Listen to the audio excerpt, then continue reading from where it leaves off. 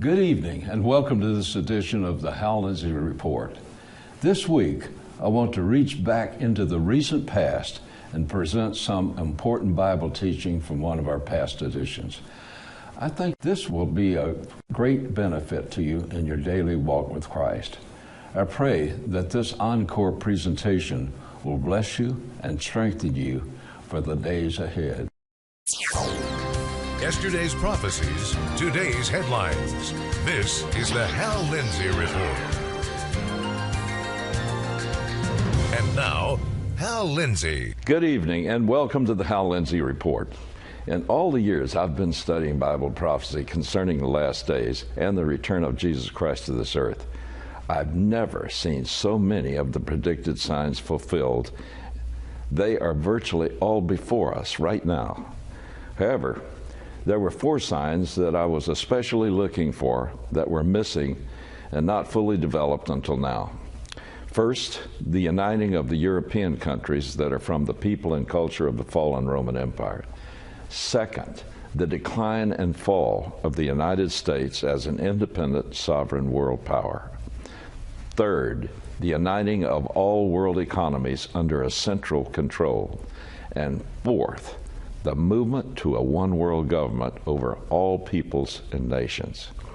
In this Hal Lindsey Report, I will seek to show you that these 4 predicted events are rapidly being fulfilled, and that this indicates that the predicted miracle-working Antichrist is very near to being unveiled.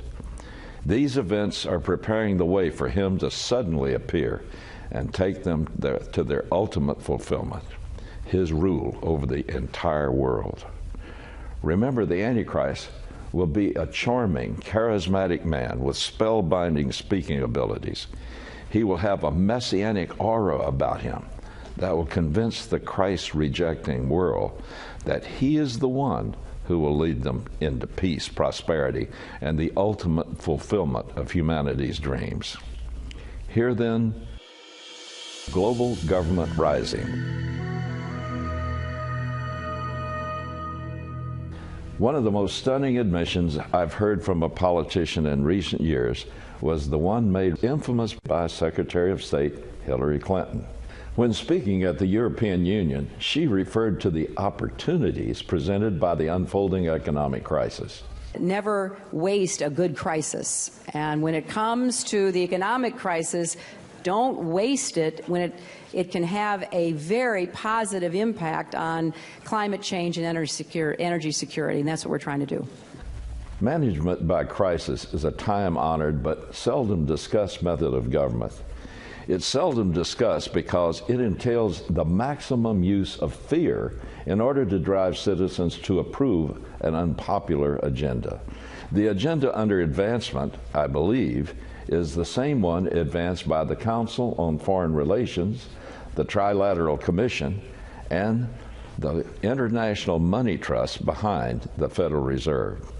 Henry Kissinger is a longtime Washington insider, a former Republican Secretary of State and Nobel Prize winner. He is considered one of the nation's leading thinkers on foreign policy issues. Kissinger now works behind the scenes with the Council on Foreign Relations. He wrote recently that he anticipates that President Obama will give new impetus to American foreign policy, partly because of the reception of him is so extraordinary around the world. I think his task will be to develop an overall strategy for America in this period when really a new world order can be created. It's a great opportunity. It isn't just a crisis. When a liberal worldview, a sympathetic media, and global crisis come together in a perfect balance, a population, no matter how informed and how democratic, doesn't stand a chance against them. Such is our system as it exists today. Most of the mainstream media are sympathetic with, if not supportive of, the socialist agenda. Socialism is generally defined as the public or state ownership and administration of the means of production and distribution of goods and wealth. It also indicates a society characterized by equality, for all individuals and includes an emphasis on an equal method of compensation for all. Ideally, a socialist society de-emphasizes industrialization and private ownership and emphasizes state-led economic planning. On the other side of the spectrum are the new fascists. Both philosophies emphasize the restraint of capitalism and free markets and the control of major corporations and financial institutions for the public good. They also depend on the subjugation of the individual to the state. In many ways, the two are so compatible that when you mix them just right, you end up with National Socialism, also known as Nazism. Under fascism and its emphasis on nationalism, the state is the supreme being. That's why fascist states have to abolish God. He's just too much competition. Under a fascist regime, private ownership of small business and farms is usually permitted, though the state may dictate the activities of the shop owner or decide what crops the farmer grows. But for a fascist government, state ownership of major corporations and financial institutions is a critical element. It must control the corporation to prevent the exploitation of the state or the working class by the greedy capitalists. Fascists need control of all elements of a society for the good of that society, so they say. In a perfect world, fascism would create a state where everything is dictated by the government for the good of the state and, therefore, its citizens. But in the real world, fascism breeds totalitarian dictatorship like that of Hitler, Mussolini, or Franco of Spain. Fascism takes root when that balance of worldview, media, and major crisis allows mass mind control through propaganda. Everyone might not necessarily want the change forced upon it by the crisis, but under the circumstances, it's irresistible. Does that sound familiar? Fascism and socialism are blending themselves into a new internationalism being advanced by the Council on Foreign Relations. The CFR is an organization that was founded in 1921 by some of the nation's most influential lawyers and bankers. It describes itself as an independent, nonpartisan membership organization, think tank, and publisher dedicated to helping its members better understand the world and the foreign policy choices facing the United States and other countries. Among its more than 4,000 members are some of the most powerful and influential people in America and the world. Put simply, their goal is to secretly devise a policy to advance their global agenda, then use their members' power and prestige to influence American foreign policy to those ends. I recall that in the 1970s, the CFR and its globalist agenda had fallen into such disfavor in the United States that it had to form a new front group to continue its work. Such was the Trilateral Commission, which was created for that purpose. Jimmy Carter and the man who later became National Security Advisor, Zbigniew Brzezinski, were instrumental in founding the Trilateral Commission. As a matter of fact, after Mr. Carter became president, his cabinet became known as the Trilateral Cabinet. But now we can see the impact of the liberal re-education programs that were deliberately introduced into our entire school systems in the 1960s. Most Americans under the age of 50 have been thoroughly indoctrinated with one-worldism thinking. Organizations like the CFR can now openly push for the abandonment of our constitutional safeguards. They can promote the idea of surrendering our national sovereignty to an elitist group of leaders that will protect us from the catastrophic dangers lurking in the world. The CFR is now advancing a new program called the International Institutions and Global Governance Program, or the IIGG. and this is to assess existing regional and global governance mechanisms. Its goal is to identify several global issues that require a system of world governance. Thus far, among the dangers the IIGG has identified are global warming, remember that one? Overpopulation, terrorism, and the economic meltdown. No surprise there. Former member Rear Admiral Chester Ward said of the Council on Foreign Relations, the most powerful clique in these elitist groups have one objective in common. They want to bring about the surrender of the sovereignty and the national independence of the United States. A second clique of international members in the CFR comprise the Wall Street international bankers and their key agents.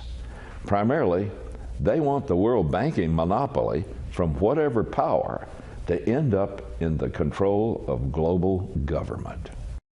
The program calls for reconceptualization of national sovereignty.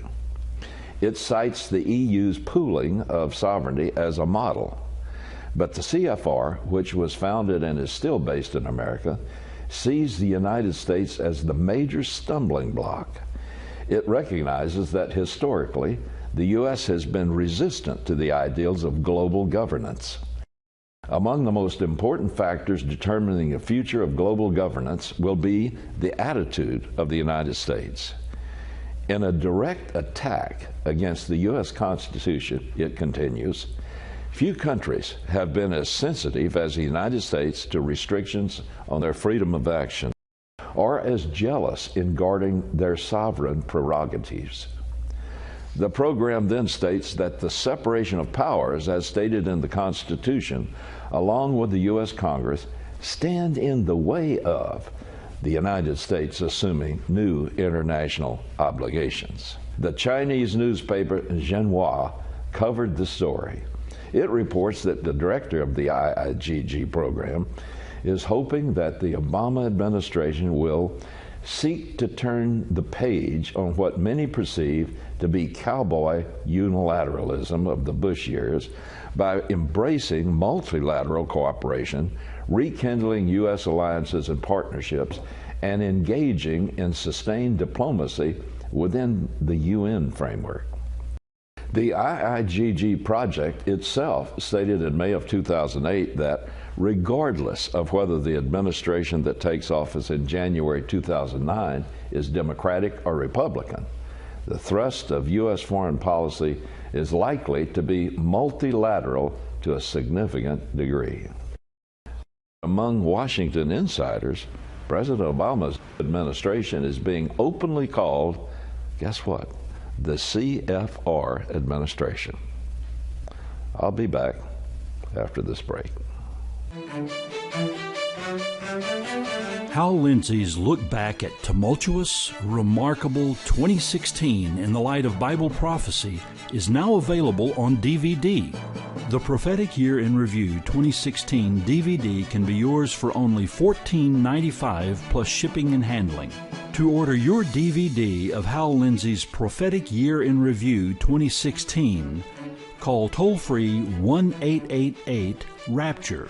You can also visit hallindsey.com or write to Hal Lindsey Media Ministries, P.O. Box 470470, Tulsa, Oklahoma 74147. Order your DVD of Hal Lindsey's Prophetic Year in Review 2016 today.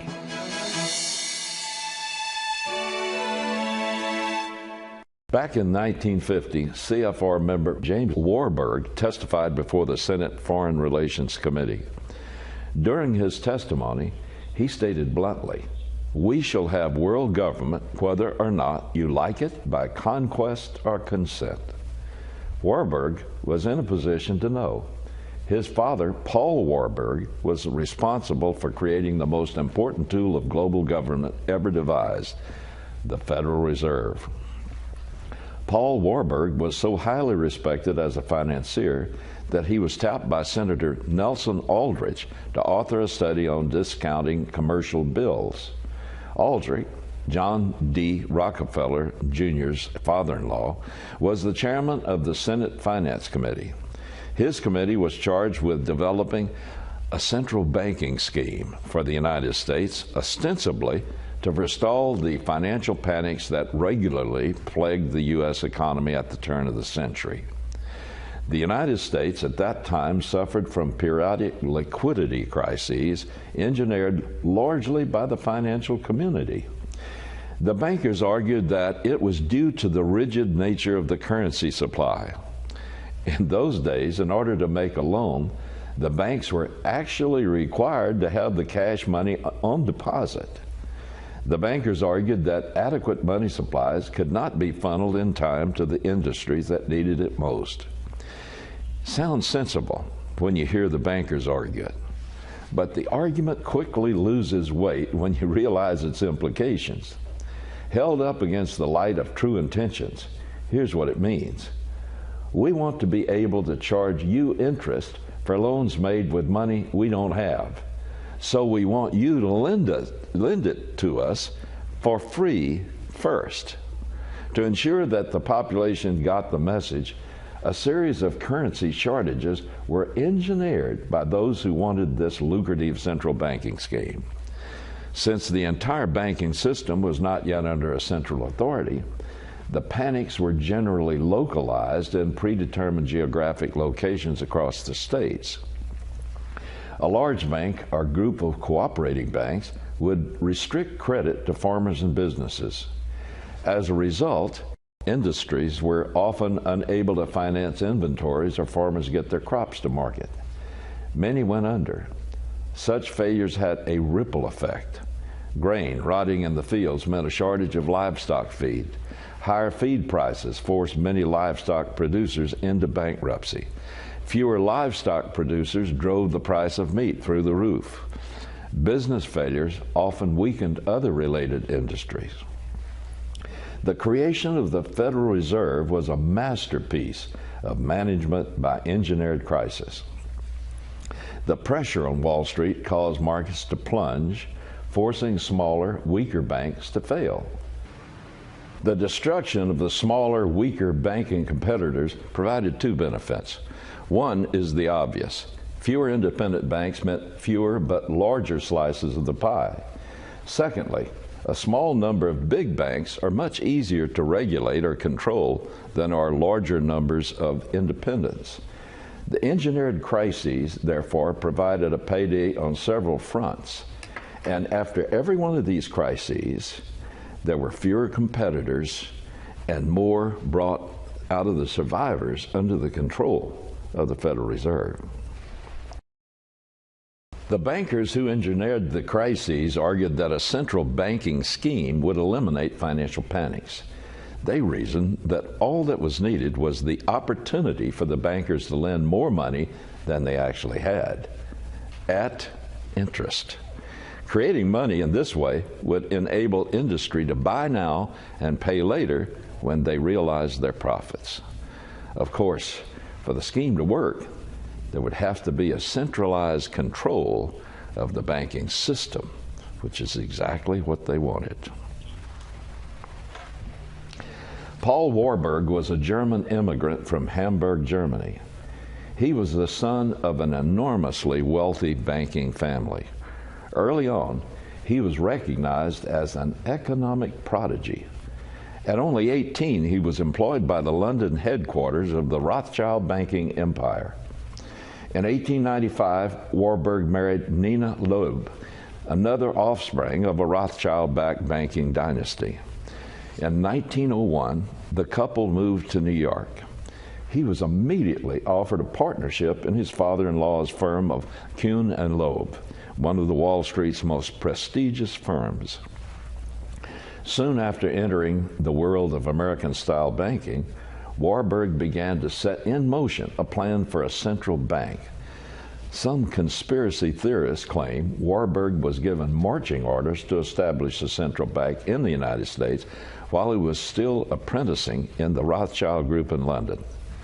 There's no direct evidence to establish that as a fact, but it is plausible. especially in the light of the fact that the Rothschild Group had been attempting to establish a central bank system in the United States since the American Revolution. In 1910, Paul Warburg began working with Senator Aldrich on the Federal Reserve Act. It was yet another effort to create a central bank of issue in the United States.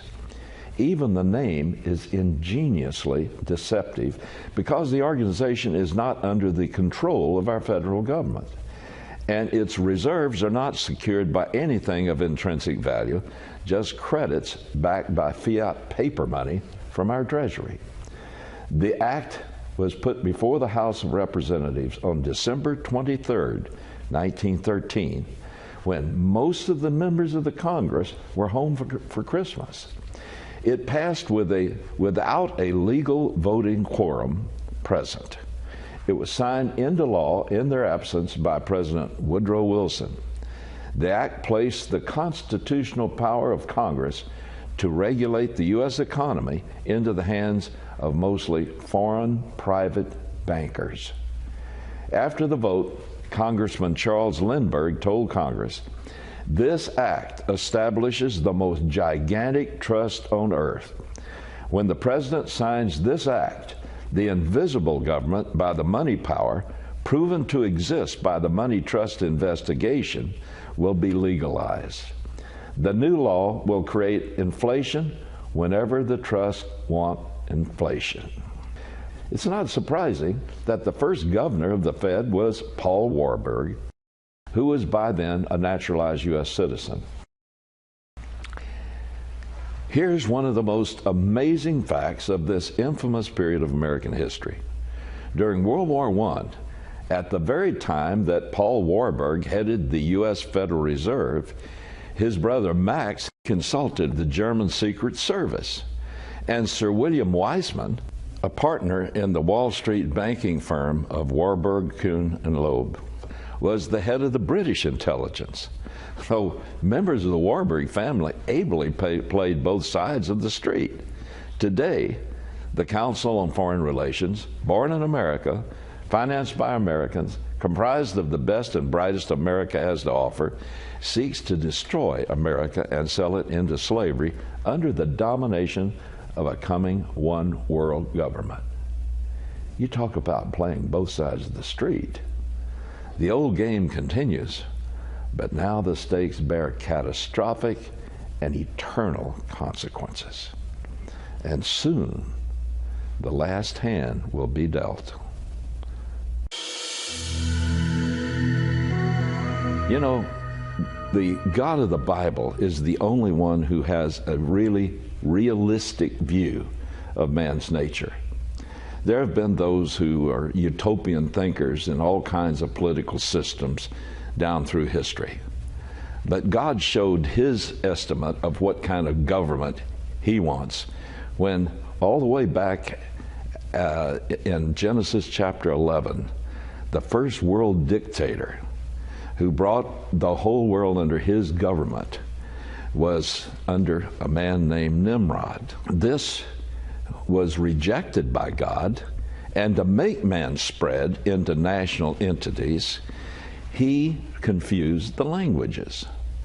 Now that's not just a fairy tale. God did that because he knows that in order for one man and his sin nature to well up and be corrupted by power, because we know that power corrupts and absolute power corrupts absolutely.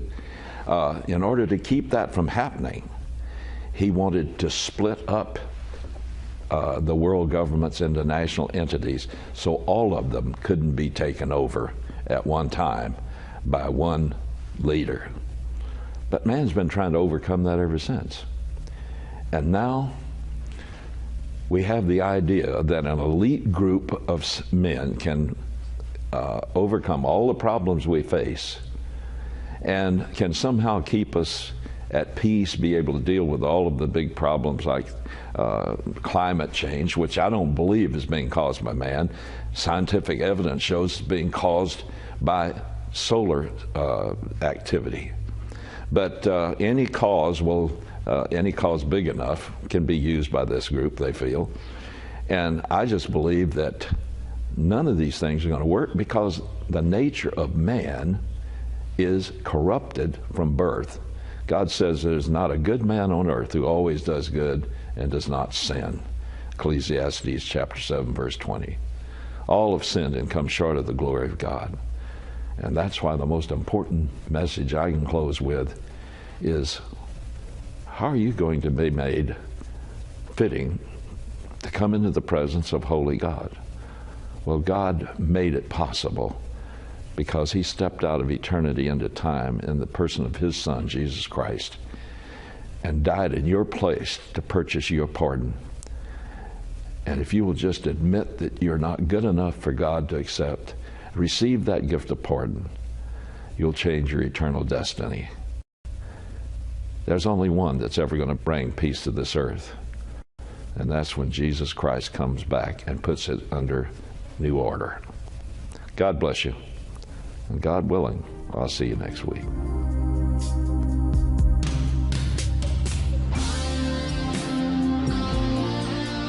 You've been watching the Hal Lindsey Report.